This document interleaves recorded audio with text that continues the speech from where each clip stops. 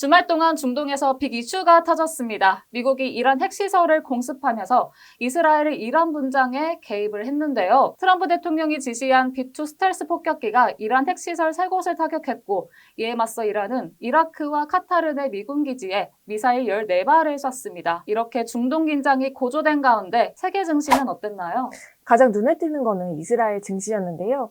전쟁 위기 속에서도 오히려 사상 최고치를 찍으며 급등했습니다. 전쟁 국면이었는데 급등했다고요? 네, 그렇습니다. 이스라엘 증시는 일요일부터 목요일까지 열리는데요. 미국의 공습 직후인 일요일 주요 지수인 TA125 지수가 1.8% 이상 급등했고요.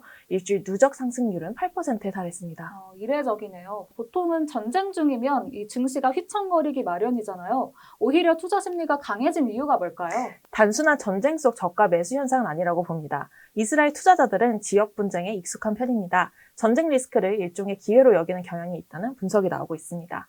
또 미국의 직접 개입이 지정학적 리스크를 단기적으로 줄일 거란 기대감도 작용을 했는데요. 전쟁 속에서 이스라엘의 경제가 견고하다는 점도 투자 심리의 긍정적인 요인으로 꼽힙니다. 미국 증시는 좀 달랐죠. 네, 같은 날 S&P 500 선물은 0.6% 하락했고요. 10년물 국채금리는 0.09% 떨어졌습니다.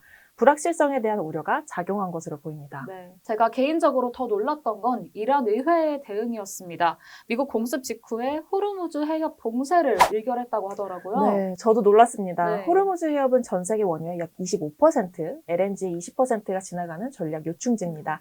걸프 해역의 입구로 이란과 이라크, 사우디 등 걸프 산유국의 석유 수송로인데요. 대형 유조선은 이란 영해를 통과해야 하기 때문에 사실상 이란이 해협을 통제하고 있다고 볼 수 있습니다. 네, 그러니까 이란이 마음만 먹으면 세계 에너지 수급이 왔다 갔다 할 수 있다는 거네요. 맞습니다. 국제 유가가 급등하고 글로벌 경제 전반에 충격이 갈 수밖에 없는데요. 하지만 전문가들은 실제로 이란이 해협을 완전히 봉쇄할 가능성은 낮다고 보고 있습니다. 왜 그렇게 보고 있을까요? 네, 현실적인 이유가 큰데요. 이란은 중동에서 세 번째로 많은 석유 매장량을 보유하고 있습니다. 현재는 서방의 제재로 공식 수출이 막혀 있고요. 대부분의 원유를 중국에 팔고 있습니다. 그런데 호르무즈 해협을 막아버리면 그 중국행 유조선 길마저 끊기게 돼서 결국 자국 경제를 스스로 조이는 셈이 됩니다. 경제적으로도 타격이 크단 말씀이시네요. 네, 그렇습니다.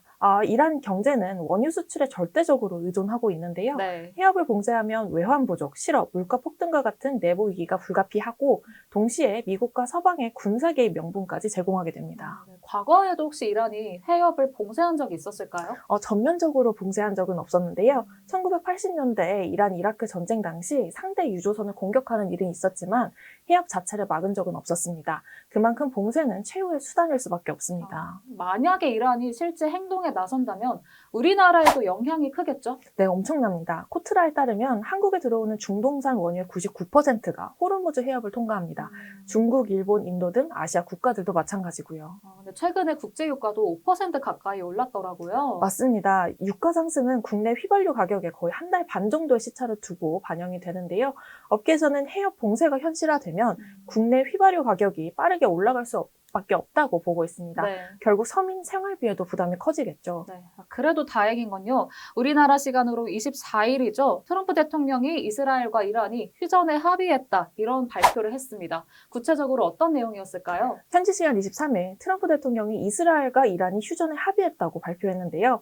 24일 미 동부 시간 기준 0시부터 이란이 먼저 휴전을 시작하고 12시간 뒤에는 이스라엘도 동참하며 다시 12시간이 지나면 양측 모두 12일간의 무력 충돌을 종료한 것으로 간주한다는 내용이었습니다. 네. 그런데도 발사 직후에 미사일이 날아갔다고요? 다수 외신에 따르면 휴전이 시작된 지 3시간 반 뒤 이스라엘군은 자국 북부 상공으로 이란에서 발사된 미사일 2발을 탐지하고 요격했는데요.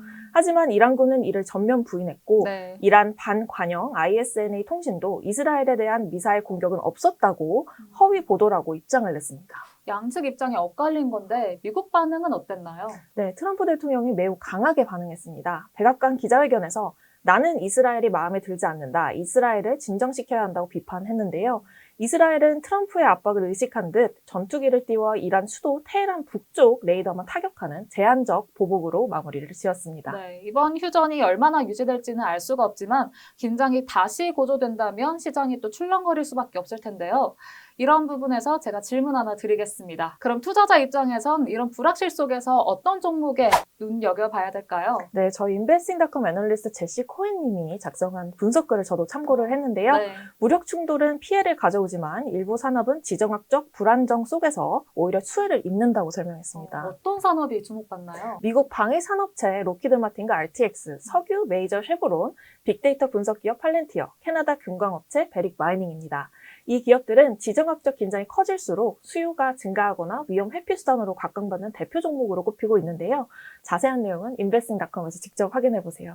여러분들 investing.com과 더구루를 확인 안 하실 수 없겠습니다. 네, 오늘도 깊이 있는 설명 감사합니다. 감사합니다. 네, 트럼프 대통령 발표에 따르면요. 한국 시간으로 25일 오후 1시를 기점으로 휴전이 시작될 것 같습니다. 큰 변수가 없는 한 시장은 무난하게 흘러갈 것 같은데요. 여러분들 앞으로도 정세를 꼭 확인하셔서 투자하시는데 도움 받으시길 바랍니다. 오늘의 더 차트는 여기까지입니다. 저희는 다음 주에도 또 인사드릴게요. 조태꾸알 좋아요, 댓글, 구독, 알림 설정까지. 그럼 다음 주에 만나요. 안녕! 어떤 주식을 사야 할지 고민되시나요? 유명 투자자들의 포트폴리오부터 적정 주가까지 단 1초 만에 확인할 수 있는 AI 분석을 통해 수익 가능성이 높은 종목도 추천해주는 고정 댓글에 할인 쿠폰 링크까지 주식 고수가 되고 싶은 분들은 지금 당장 인베스팅 프로를 구독하세요.